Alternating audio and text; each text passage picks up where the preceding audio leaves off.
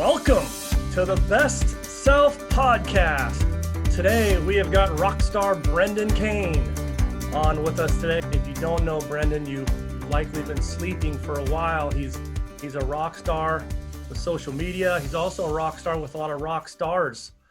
Taylor Swift, Rihanna, Yahoo, countless businesses. Just you're kind of a big deal, buddy. Thanks for being with us. Yeah, thanks for having me, Brad. It's a pleasure to connect with you and everybody that's listening to this. Yeah. Well, I was attracted to you. You obviously have a cool resume, but what's cool about you is you're really into helping others invest in themselves. And that to me is, that's as awesome as it gets. We're always, one conversation away from changing our lives. And I really feel like when people who get it, when they enter the room, they're not really about themselves. They're about investing in others. And that's what you do. That's your bread and butter. How did you go about making that your juice? When did that become your juice? Well, I think it first starts with investing in yourself as a person. And for me, I love constantly learning. I love experiencing new things, challenging myself, improving myself. And through those experiences, I just realized I enjoyed sharing them with others and teaching people and getting the message out to as many people that were willing to listen about what I had learned and how it could potentially help them in their business or even in their personal life. Right. Yeah. So cool. You kind of piggybacking on that. I do think that's one of your strengths, even though you're just kind of you're not specifically saying, I want to help people's income or help people maximize impact or maximize growth, but you do all those things. You help people maximize growth, impact, income, all those things. Could you maybe list a few of the things that you feel like are the top routes to take for someone that's looking to do any one of those three? What does someone have to do to get the ball rolling in that? Well, I think the first place you have to start, and it may seem cliche, is your mindset, because that's the most important thing. Is if you don't have the mindset for achieving whatever it is you're going out and don't have that fundamental understanding of yourself, the limitations, how to break through those limitations, why you're doing what you're doing, it's going to be a struggle, because being an entrepreneur or building a business or brand or even just life in general, there's constantly challenges. There's constantly road bumps that you have to go over, and your ability to navigate them determines your ability to be successful. If you hit that first road bump and you give up, or if you think it's too hard, then it makes it incredibly difficult to achieve anything.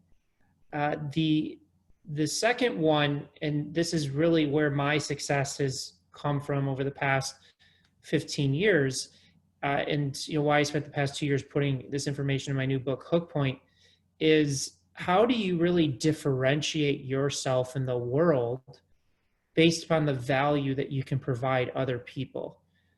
What I always say to people I'm mentoring or just my clients is, go into that prospective conversation or conversations that you're having with just one person or even a million people. It doesn't matter. It's the same. And really intently listen to understand, how does this person or people perceive the world? What is their greatest challenge and obstacle, the one that is really keeping them up at night?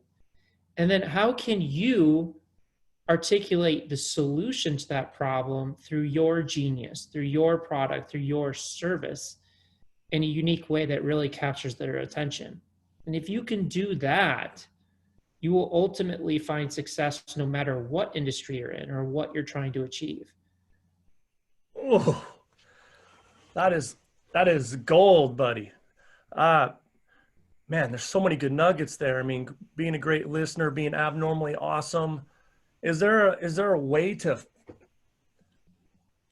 funnel? How do we find what is our best self? Like, is there a best route to take in terms of finding our niche, finding what we have a chance to, like, what lane we should be in? Is that different that a tough one?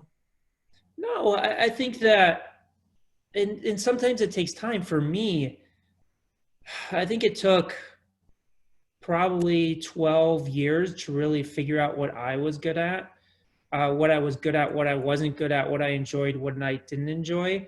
And I think that that's the first place to start is, where is it that you lose time? What do you love doing? And then also on the flip side of that, what really captures the attention when you're speaking with people or working with people?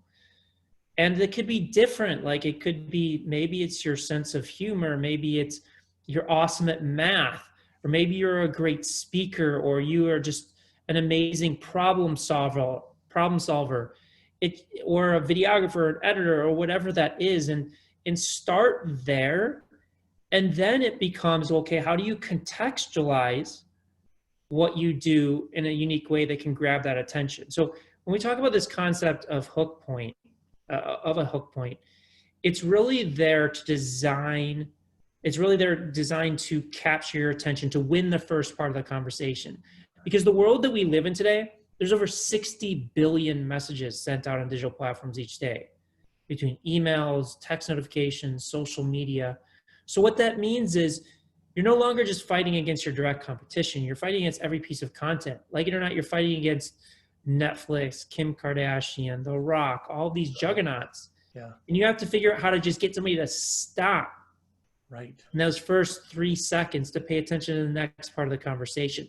And that's where most people struggle today. It's not that they don't have value to offer, they don't have a great product or a great service. It's just, it's getting ignored because they're skipping straight to the sale. They're skipping straight to the story without understanding you've got to first get somebody to stop. So I'll give you an example. Is with me and the first book that I released is, and my first book was 1 million followers, how I built a massive social audience in 30 days, is I took some time before I published my first book because I knew I needed to have a strong hook to grab people's attention. Otherwise it would fall flat. You know, the average book, self-published book only sells 300 copies. The average published book only sells 3,000 copies. Right. And when I do things, I don't go into it to just do the average. I like to figure out how to scale, how to dissect how something works and really bring it to the world. So I thought about, doing something about my experience in social media, digital media, and technology. But if you type like social media into Google, you're going to get 1 billion results. Right. There's tens of millions, possibly hundreds of millions of people around the world that are in social media. So I had to find my unique hook to grab their attention. And that's where I came up with this concept of building 1 million followers in 100 countries in 30 days. And then I called a literary agent and I said, if I do this, will you, sign me as a client and get me a publishing deal? And he said, yes. And then I spoke to a few people I knew and said, hey, is this interesting to you? And they said, yes. So I knew I had that hook to start a larger conversation about the experiences that I've had and the experiences my partner had to achieve growth using these platforms. Man, buddy, it's so good. I read, I can't remember where I saw it. You had a quote or a headline that said, why successful people know nothing. Can you explain that a little bit? Yeah, it goes to the old adage of the more that you learn, the more you realize you know nothing. And the more you realize you know nothing, the more eager you are to learn. Yeah. Versus the people that have that huge ego that are like, I've known everything. I know everything. I don't need to know anything. Nobody can teach me anything. You're going to hit your ceiling super quick. Yeah. And you see the smartest people adopt that mentality is they're constantly eager to learn from other people, either in person or books or keynotes or things of that nature. Yeah. Or they're like, I think it's Warren Buffett reads several newspapers every single morning. Those people that are just a sponge that just love to constantly learn and challenge themselves. Yeah, I love it. The getting better part's the fun part. We frequently talk on here about growth per word. mean, that's really the only stat that, the best self podcast. So we're constantly trying to talk about how out improve our previous best self. And we focus on growth per word, but I love what you had to say there. So everyone's looking to recruit extraordinary people. What makes an extraordinary brand? Because you're talking about like people wanting to be abnormal. How do they stand out? What's their niche? What their lane is? What makes a brand extraordinary enough to where someone can, is it the brand or is it just straight up the hook? I think it depends. I think you need a hook in today's world in order to stand out. Obviously, there's certain companies that were created well before digital media and social media and kind of have a foothold in it, but they still are investing heavily in hooks. You look at Netflix, for example, they invest $17 billion a year in original content because they know their original content, each one of those is a hook into their brand, into their subscription. You look at Nike, I think they spend $6 to $7 billion a year on endorsement deals. Those endorsements are hooks into their brand. But what creates a rock star brand? I think it's a combination of really connecting with the consumer and the consumer feeling like you understand them. And then secondarily, going back to what I said earlier, is really understanding what that pain point that person is facing on a daily basis. What is that challenge? What is that obstacle that they're facing, and speaking to them in such a way. And in my Hook Point book, I interview a friend of mine who sold over $1 billion worth of product through social media alone. And he says, the minute that you can articulate somebody's pain point or problem better than they could articulate it to themselves, you win their attention, you win their trust, and likely to purchase. And to me, the brands that can do that are the ones that really become the rock stars. And that can apply to anything. You just, like Nike, they get it. And that's about exercise, it's about health and wellness and things. But they speak to the challenges of being the average athlete. They speak to the challenges of getting into shape. They feature athletes with different backgrounds and different perspectives. I remember there was a guy that was, I think, climbing Everest or a big mountain, and he didn't have any legs. And just showing that part is speaking to a challenge and that everyday life experiences. So I think any brand can tap into that if they really think through it. Right. That is awesome. You were talking about communicating. You also talk about how communication is also math, along the lines of when someone doesn't call you back or get back to you, you've sent them a message or something. Can you kind of go a little more into depth on that one? Yeah, so we use a communication framework that's been around for over 40 years. It's used by likes of NASA and Pixar and Audi and Bill Clinton to connect at scale. And we use it to train all of our clients in. And what it basically says is there's 6 different ways that people can perceive the world. Each one of us has access to all 6, but typically we use 1 or 2 as our base way of perceiving the world.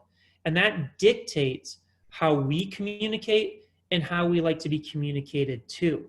So there's people that perceive the world through thoughts and logic. There's people that perceive the world through feelings and emotions. There's people that perceive the world through values and opinions. There's other people that perceive the world through fun and humor. There's people that do it through actions. And lastly is reflections. They reflect on the world. So each one of those dictates, again, how we communicate and how we want to be communicated to.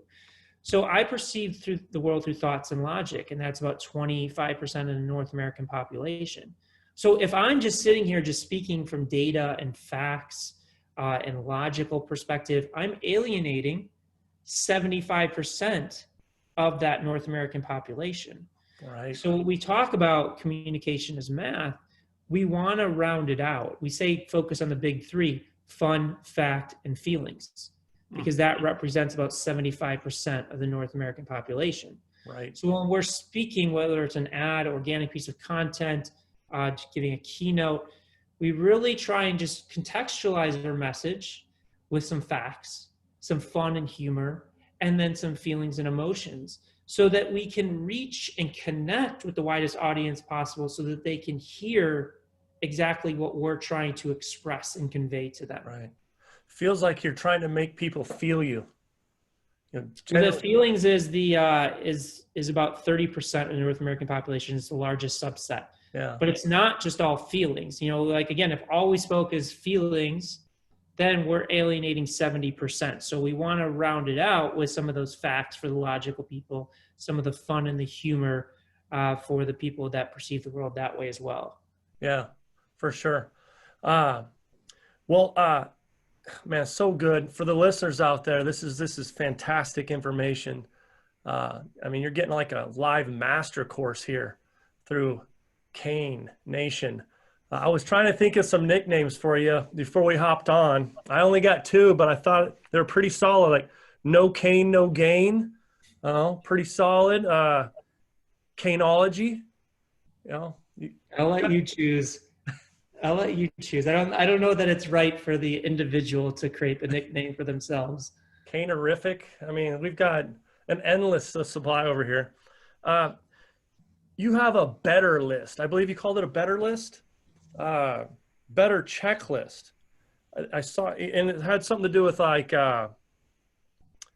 man, I can't remember. I didn't write down. Do you recall writing about that? It's like a better, creating yourself a better checklist. I was wanting to, do you have checklists for interviewing, checklists for speaking?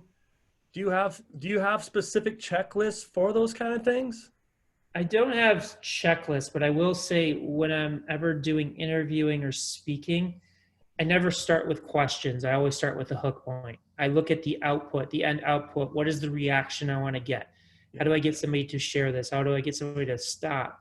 So we're always looking at it from that perspective in anything that we do.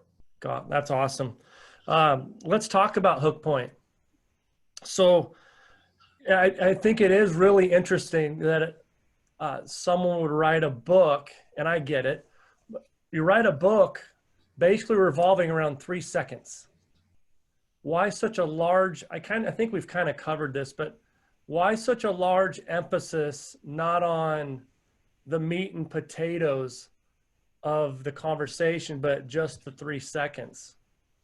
Yeah, well, first off, we do dive into the conversational part, and because there's 3 core pillars to a hook point. There's first, how do you get somebody to stop and pay attention? Right. Because, and why that's so important is because if you do not get somebody to stop, nobody will pay attention to anything that you say, because you never get to your story, you never get to your genius, your product or service. And especially today, the algorithms will suppress your content and you'll never get reach. Right. But the second core pillar is the story you tell to maintain the attention. So that's what you're talking about with the meat and potatoes, because it's not just getting somebody to stop and grabbing their attention. You have to maintain their attention. And that's the biggest difference between what we talk about in clickbait.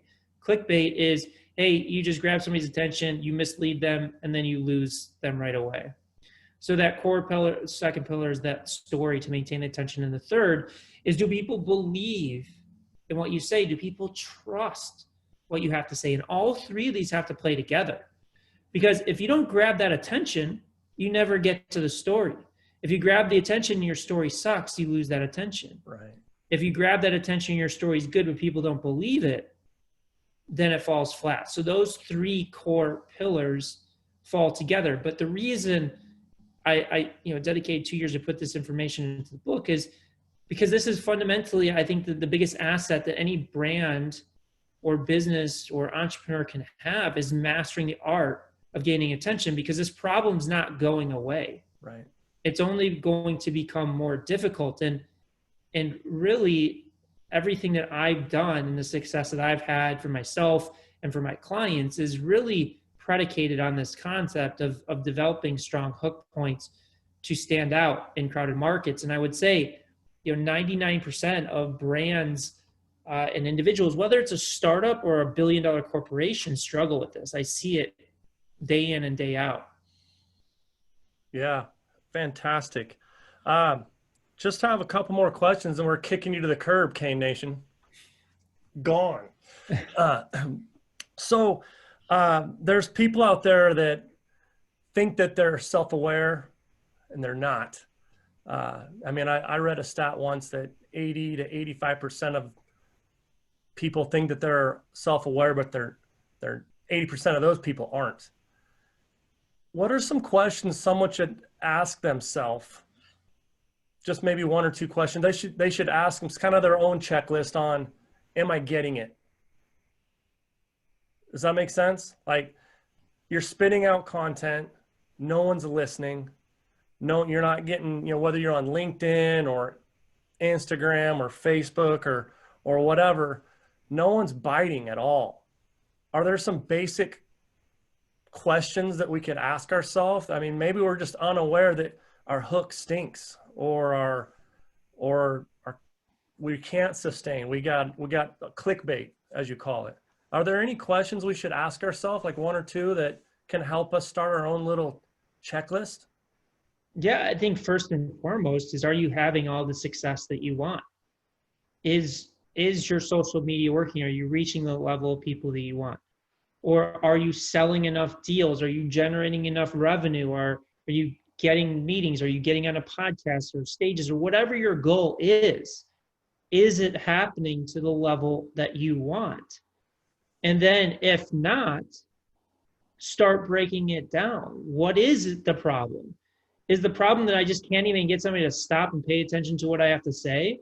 Or is the problem that I get people to stop and pay attention to what I have to say, but they zone out super quick, Yeah. or they don't purchase or take the call to action that I'm looking for?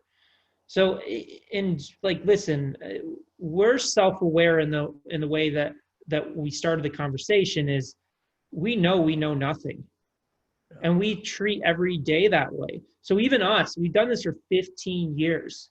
We are constantly testing. We're constantly challenging ourselves and constantly learning.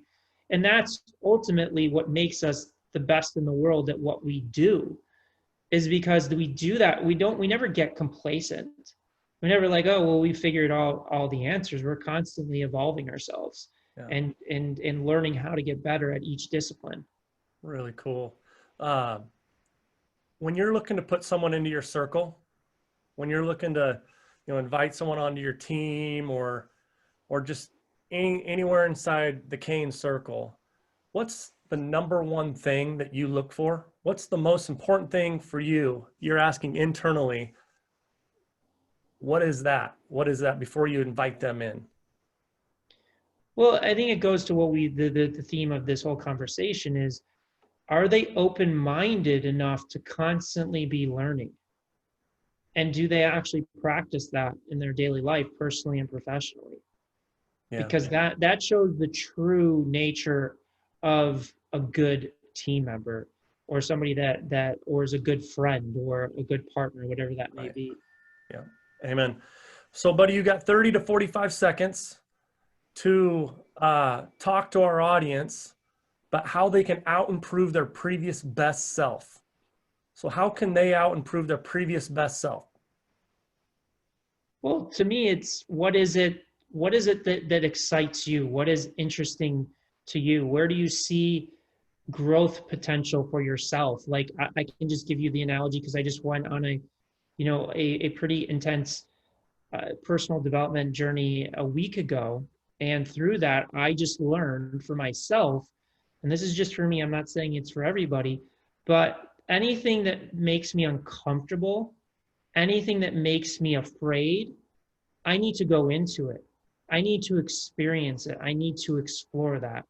So that's a realization that I recently had.